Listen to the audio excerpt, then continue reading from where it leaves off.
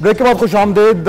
दो मेहमानों ने हमें ज्वाइन किया, उनका मैं तारुफ करा दूं। जनाब कामिल अली आगा साहब हमारे साथ मौजूद हैं यहाँ स्टूडियो में, सेंट्रल सेक्रेटरी इंफॉर्मेशन है पाकिस्तान मुस्लिम लीग काफ के, और एबटाबाद से हमें ज्वाइन कर रहे हैं सरदार मेहताब अहमद खान साहब, PMLN के मरकजी रहनुमा हैं, साबिक वजीर आला भी हैं, और इस वक्त वो एबटाबाद में मौजूद हैं जहां से उनका ताल्लुक है। आप दोनों का बहुत शुक्रिया। मेहताब साहब, मुझे पहले तो ये बताइए कि अभी बशीर बिलोर साहब से हम पहले ब्रेक से ही बात कर रहे थे, इस वक्त सूरत हाल वहां पे आज का दिन जो है, आज भी वहां पे जलाओ घेराव के वाकयात होते रहे, आपको ये लग रहा है कि सूरत हाल अब कुछ ठंडी हो रही है या अभी भी लोग इश्ताल में हैं और कल भी गड़बड़ होने का इम्कान है? जी बहुत शुक्रिया। आपने हालात को, आपके तमाम जो मीडिया चैनल्स यहाँ मौजूद रहे सारा दिन, वो भी हमें दिखाते रहे, और मैं खुद भी जानता हूँ कि हालात हर रोज़ एक दिन से बढ़कर ख़राबी की तरफ जा रहे हैं। और ख़ास तौर पे जो गुज़िश्ता रोज़ के वाक़यात हुए जिसमें 7-8 जानें कीमती ज़ाया हुई और कुछ ज़्यादा से कई दर्जन लोग ज़ख्मी हुए, उसके बाद जो है वो सूरत हाल ज़्यादा तशवीशनाक हुई कि जो एडमिनिस्ट्रेशन है उसका कंप्लीट ब्रेकडाउन हुआ। और आज हमने जो खतरनाक बात देखी है कि मुजाहिरीन जो है वो खुली फिर रहे थे और उनके हाथों में असला था, और कुछ हाथों में मैंने संगीनें भी देखी हैं और सबने देखी हैं टेलीविजन चैनल्स के ऊपर। तो मेरी गुजारिश ये कि जो सूरत हाल ये अच्छी नहीं है बल्कि पहले की निस्बत ज़्यादा खराबी की तरफ जा रही है। गो कि एक अच्छी बात मेरे लिए में आई है कि सूबाई हुकूमत ने अपने कुछ ऑफिसर्स को यहाँ भेजा है और उन्होंने आके तो कुछ लीडर से यहाँ बात की है और उनके मुतालबे पर गालबन कुछ इंतजामिया के आला अफसरान को यहाँ से फौरी तौर पर हटा भी दिया गया है। इससे मुझे कुछ इम्कान नजर आता है कि कुछ गुस्सा कम होगा। लेकिन उसके बावजूद जो असल सूरत हाल है कि स्टेट मशीनरी जो है वो कम्प्लीटली पैरालाइज है, डिसफंक्शनल है, और जो लीडर्स है इस सारी मूवमेंट के, वो किसी तरह भी इस मूवमेंट को अपने कंट्रोल में करने के काबिल नहीं है। क्योंकि इसमें बहुत से एलिमेंट्स ऐसे हैं कि जिनके अपने अपने मकासद भी मौजूद हैं। अच्छा मेहताब साहब, मैं भी उससे आता हूं कि इनके मकासद क्या हैं। हमारे साथ कामिल अली आगा साहब भी मौजूद हैं। कामिल साहब, मैं आपको ये सुनवाना चाहूंगा कि कल इसी प्रोग्राम में कैप्टन सफदर तशरीफ लाए थे, उन्होंने PMLQ के रोल के हवाले से क्या कहा था, वो मैं जरा आपको सुनवाता हूं, अपने बाकी मेहमानों को भी, फिर बात को आगे बढ़ाते हैं। सुबह सरहद के अंदर पख्तूनिस्तान का एक शोशा छोड़ आया हूं जी, जो उस वक्त की, आज की ANP उस वक्त की जो भी जमात थी उसके हवाले कर दिया। ये तशद्दुद होना था, इसमें ये रद्द अमल आना था। नहीं अमीर मकाम साहब, आपने हमारे हजारा को खून से मिला दिया, इसका जुर्म आप पर दिया। कह रहे थे कि सारा जो खून खराबा हुआ है, ये खून जो है चौधरी शुजात के हाथों पर है। आज जो प्रेस कॉन्फ्रेंस हुई है उसमें मियां इफ्तिखार साहब ने भी यही कहा है कि चौधरी शुजात साहब इसके जिम्मेदार हैं, नून लीग भी यही कह रही है।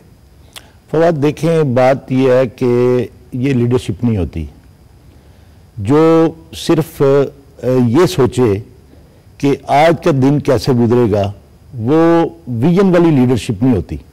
विजन तो ये होता है कि 100 साल आगे देखे, लीडरशिप वो होती है। ये जब ये मामला देखें, ये 17वीं तरमीम का कहाँ हिस्सा था, मुझे ये बताएं। 17वीं तरमीम में थोड़ा सा बैकग्राउंड जा रहे हैं, जो डायरेक्ट ये कह रहे हैं, डायरेक्ट मैं आपको बताता हूं, अभी बिलोर साहब से भी यही बात हो रही थी। उनका ये कहना है कि जी उस दिन क्यों इसरार किया गया कि PMLQ चौधरी शुजात ने कि जी यहीं पे जलसा होगा, जबकि नून लीग कह चुकी थी, वो इसरार क्यों किया गया, उसकी वजह से आग लगी है। देखें फवाद, ये तो सारी वो लाहौर में एक बड़ी मिसल मशहूर है, आटा गूंदते हिलती क्यों है, ये वो वाली बात है। ये असल इशू नहीं है। असल मामला तो ये है कि ये देखें कि बुनियादी तौर पे ये इशू बनाया क्यों गया। ये तो ये मैनिपुलेशन है। ये एक पे दूसरा इशू शुरू से 2 साल, 2.25 साल हो गए। आप देखें, लोगों के मसाइल से तवज्जो उठाने के लिए इन्होंने एक से एक नॉन इशू को इशू बनाने की कोशिश की। यहां पे आगे ये फंस गए हैं। इन्होंने देखें ये लोगों को हर्ट किया है।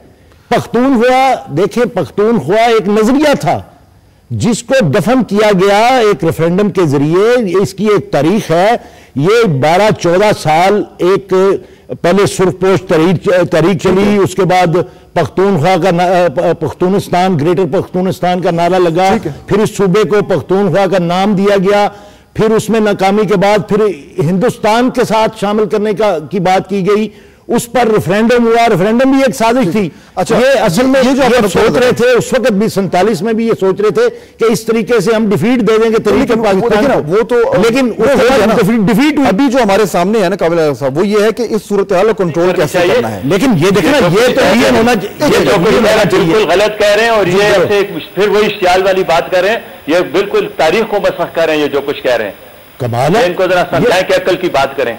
क्या गलती क्या है बिलोर साहब इनकी? उसमें गलती यह है कि इन्होंने ये कहा है कि उस वक्त इन्होंने ये रेफरेंडम कहा था कि हम हिंदुस्तान से शामिल होते हैं। हमारे सूबे को देखो, हिंदुस्तान को देखें कहां पे है। हमने उस वक्त ये कहा था अगर आपने रेफरेंडम कराना है तो ये कराएं कि आजाद पख्तूनिस्तान या पाकिस्तान में रहने का। ये तारीख नहीं बदल सकते फवाद, इस तरीके से तारीख नहीं बदल सकते, ये तारीख को मसक नहीं करते। ये तारीख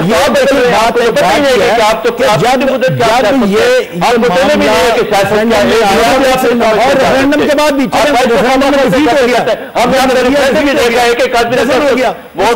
वोट डाले हुए आपको किस तरह का ये नजरिए की बात होते तो आज हमारा पाकिस्तान आजाद हम अपवास कर रहे हो। पाकिस्तान में दफनाया भी ना जाए, और कहां दफनाया गया मुझे ये बताएं कि दफनाया उनको कहां है? पाकिस्तान में दफनाया इन्होंने। बात यह है कि बिलोर साहब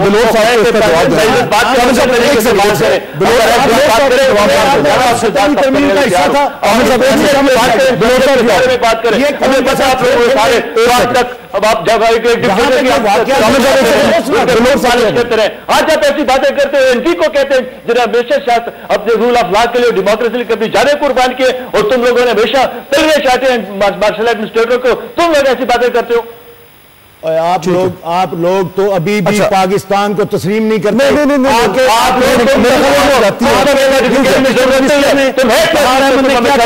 उसने कहा इसका मिली ब्रेक का मुझे वक्त हो रहा है, ब्रेक का वक्त हो रहा है। बिलोर साहब मैं वापस आपको चांस दूंगा आके ब्रेक ले लें, ब्रेक के बाद वापस आएंगे और देखेंगे कि इस मामले को इसकी बजाय कि मजीद इस पे जो है वो जलती पर तेल फेंका जाए, इसको कंट्रोल कैसे किया जाता है सूरत हाल को। ये बहुत इंपॉर्टेंट है पाकिस्तान के लिए। ब्रेक के बाद